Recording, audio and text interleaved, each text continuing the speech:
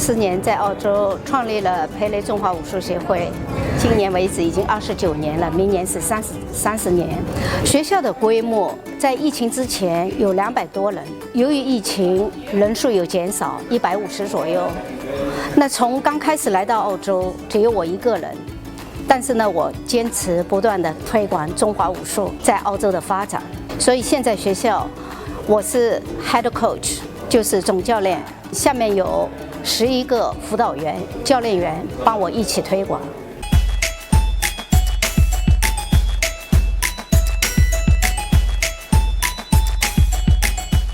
I think ever since I was a young boy, always watched, cartoons, Bruce Lee movies, things like this. So a lot of Western TV shows. Always aware of Kung Fu. I heard about Tai Chi from a friend who was, he'd been training martial arts for many years. And when I said to him, what do you think I should start with?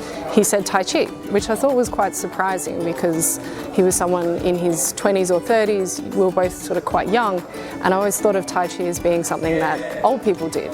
But he said, no, that's a misunderstanding, and actually it will give you a really good foundation for any other martial arts that you might like to do in the future. That was how I first got interested and how I first started practicing.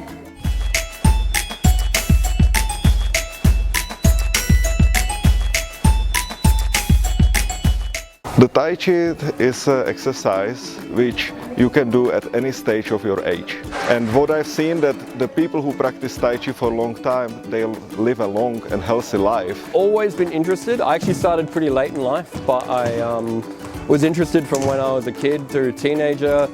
I grew up in a pretty small town where there wasn't really a big Chinese or Asian population in general, so there wasn't really any good sort of schools. It wasn't until I was sort of early 30s that I started doing martial arts here in Sydney, partly because of a friend that had spent time on Wudang Mountain, actually 3 years at a school there. He's an Australian guy who went there.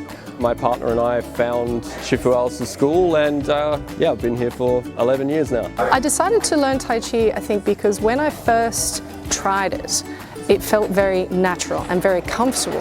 From all of the other practices that I had done and then eventually left, it felt like the one that I could keep going with for the rest of my life, because it always made me feel stronger and more stable and more comfortable.